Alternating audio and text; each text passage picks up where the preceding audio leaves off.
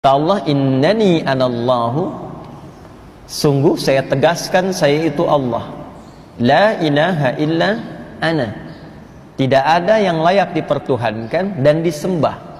Karena ilah itu mengandung makna dipertuhankan dan disembah sekaligus.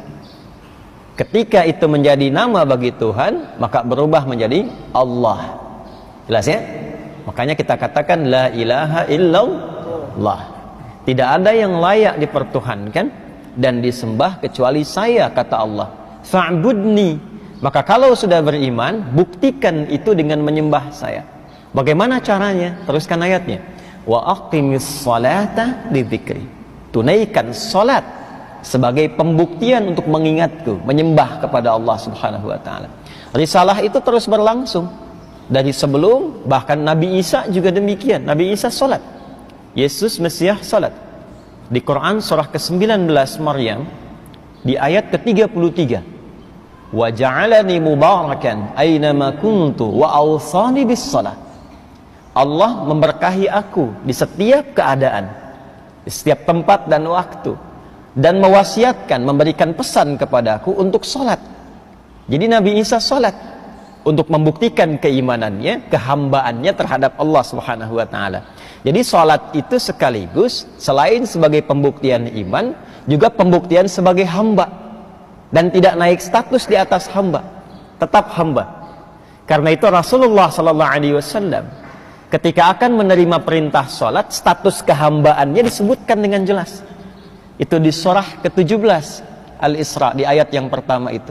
Subhanalladzi asra bi'abdihi, bukan birasulihi, bukan binabiyihi, tapi bi'abdihi, untuk menegaskan bahwa risalah salat itu sebagai hadiah terbesar nanti dari proses Isra Mi'raj itu adalah pembuktian dari penghambaan seorang hamba kepada Allah Subhanahu wa taala.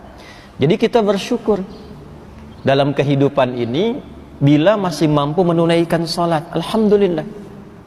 Artinya komitmen keyakinan kita, keberimanan kita kepada Allah Subhanahu wa taala kita telah wujudkan, dan perwujudan pertama kali itu melalui salat.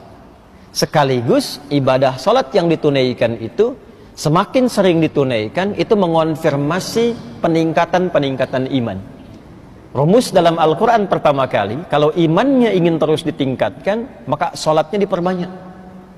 Salatnya diperbanyak. Karena itu nanti di Al-Baqarah ayat 3 itu kalimat imannya menggunakan fi'il mudhari dan bentuknya jama'.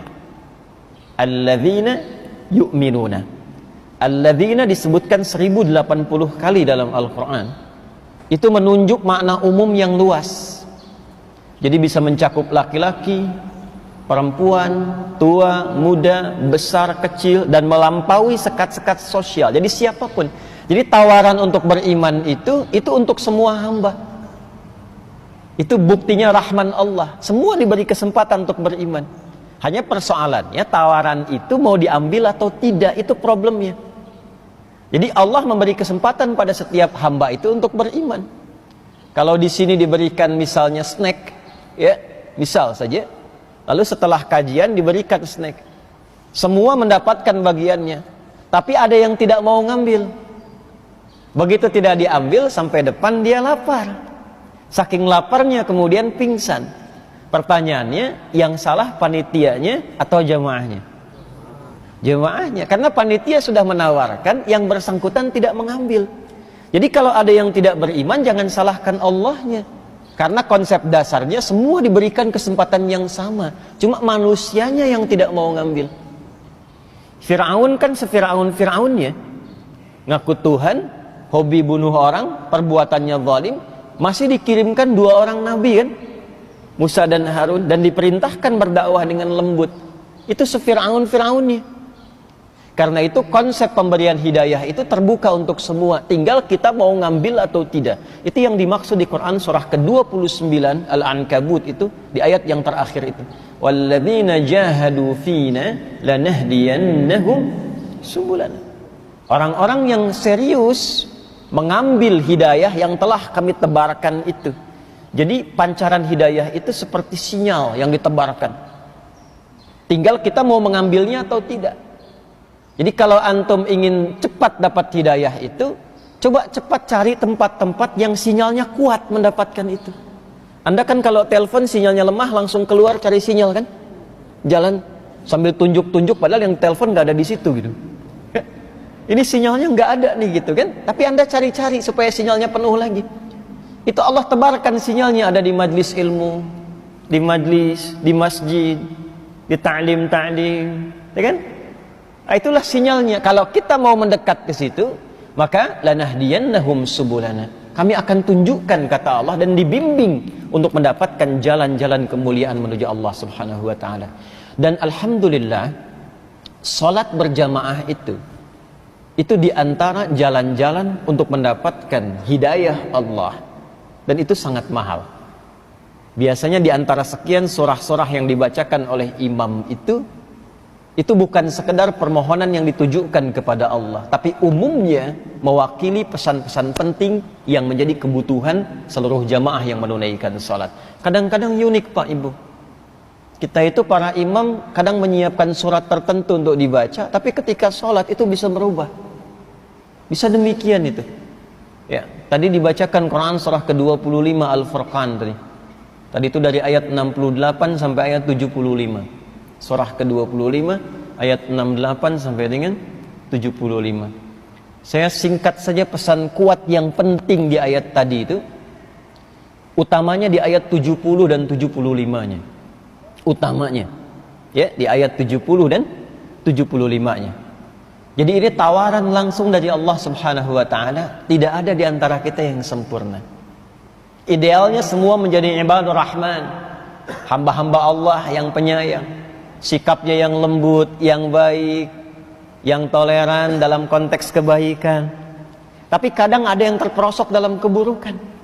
Lisan salah tutur, telinga salah dengar, mata salah tatap, bahkan ada yang melakukan dosa-dosa yang besar, tapi selalu diberi kesempatan oleh Allah untuk kembali. Maka di ayat 70-nya, illa man taba wa amana wa amila amalan salihah. Maka orang-orang yang mungkin pernah merasa salah itu bisa kembali menjadi soleh, kata Allah. Kalau dia mau kembali, taubat.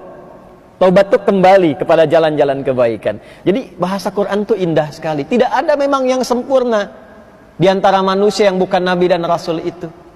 Ya, tapi kemuliaan manusia itu, hamba yang salah itu terletak kepada keinginan kuatnya untuk selalu berusaha menjadi soleh. Jadi yang dituntut dari kita itu usahanya.